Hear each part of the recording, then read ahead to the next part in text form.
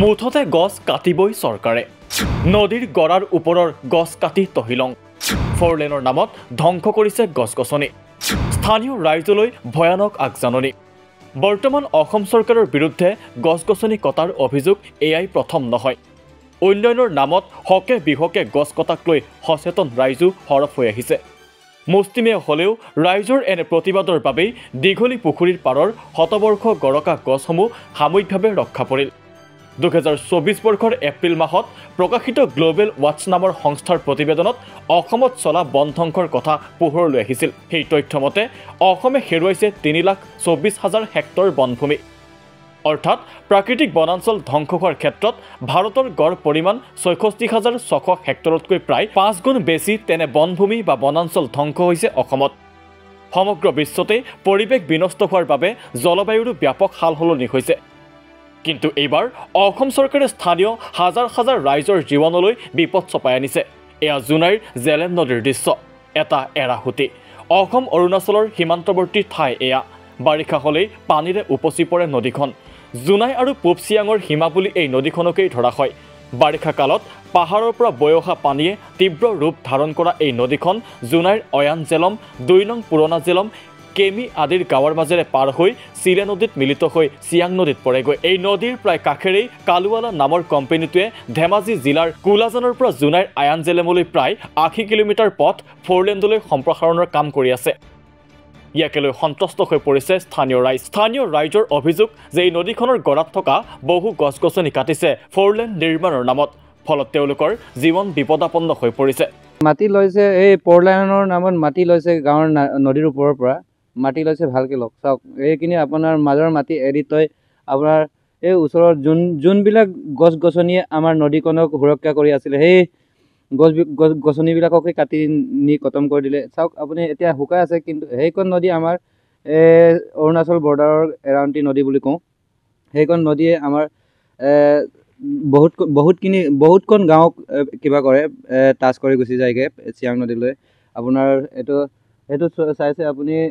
পুৰণা জিলাম গাঁৱৰ এখন নদী একমাত্ৰ নদী সেই নদীটো এতিয়া বৰ্তমান শুকাই আছে তথাপিও তো বাৰিষা আহিলে এনেকুৱা জোৰত ইয়াত পানী আহি আমাৰ গোটেই নদীখনকে উল্টা চিধা কৰি তৈ যাব মানে এনেকুৱা অৱস্থা চাইছোঁ মই আৰু বিশেষ দুখ লগা বস্তুটো ইয়াত দেখি পাইছোঁ আপোনালোকে দেখি পাইছে যে এই গছ-গছনিবিলাক যে কাটি কিনি মাজৰ ছাইডখিনি ৰাখি দিয়ে সেইটো কিহৰ গ্ৰহণযোগ্য সেইটো মই নাজানো চৰকাৰে চকু দিব লাগে সেইখিনিৰ ওপৰত ইয়াকে লৈ কৃষক মুক্তি সংগ্ৰাম সমিতিয়েও দীৰ্ঘদিন ধৰি অভিযোগ তুলি আহিছে তেওঁলোকৰ অভিযোগ যে ফৰলেন নিৰ্মাণৰ বাবে নদীখনৰ মাজৰ ওখ মাটি নাকাটি গড়াৰ নিচেই কাষৰ মাটি কাটি উদং কৰা পাৰৰ বৃহৎ গছসমূহ বাগৰিবলৈ ধৰিছে আৰু বাৰিষাত অধিক গৰাখহনীয়া হৈ বহু ক্ষয়ক্ষতি হোৱাৰ আশংকা প্ৰকাশ কৰিছে কৃষক মুক্তিৰ কেন্দ্ৰীয় উপসভাপতি চৈফ পাৱাৰৰ মন্তব্য কালৱালা কোম্পানী নামৰ এটা প্ৰতিষ্ঠানে গোলাজানৰ পৰা যি অয়ান জেলামলৈকে যি প্ৰতিষ্ঠান ফৰলেনযুক্ত কাম কৰি আছে সেই কোম্পানীটোৱে বৃহৎ অনিয়ম আৰু দুৰ্নীতি কৰি আছে বুলি আমি ইতিমধ্যে খবৰ লাভ কৰিছোঁ আমি কৃষক মুক্তি সংগ্ৰাম সমিতিয়ে এই ফৰলেনযুক্ত নিৰ্মাণৰ নামত আমাৰ অসম অৰুণাচলৰ সীমান্তত পুৰণা জেলামৰ এই নদীখনত তেওঁলোকে প্ৰায় 2-2.5 কিলোমিটাৰমান গৰা খন্দাৰ ফলত বৃহৎ মূল্যৱান গছ-গছনি বাগৰি পৰিছে লগতে এই প্ৰায় 2 কিলোমিটাৰমান গৰা খন্দাৰ ফলত আমাৰ অয়ান জেলামৰ পৰা পুৰণা জেলাম ৰিগবি চিলে প্ৰায় 12খনমান গাঁও বাৰিষাৰ সময়ত ক্ষতি হোৱাৰ সম্ভাৱনা আছে আৰু এই প্ৰতিষ্ঠানটোৱে এনেকুৱা দুৰ্নীতি অনিয়ম কৰা আমি দেখিবলৈ পাইছোঁ সিদিনা তেলাম দিকাৰীত এটা ডাঙৰ এটা দলংখন জহি কহি পৰি কোনোমতে ৰক্ষা পৰিছিল আকৌ যোৱাকালি মহমাৰ গাঁৱত ফৰলেনযুক্ত নামৰ নিৰ্মাণ কৰি থকা আণ্ডাৰগ্ৰাউণ্ডৰ যি কালভাৰ্টখন ফাট মেলা আমি দেখিবলৈ পাইছিলোঁ গতিকে এই কালৱালা নামৰ প্ৰতিষ্ঠানটোক লগতে তেওঁলোকৰ লগত জড়িত হৈ থকা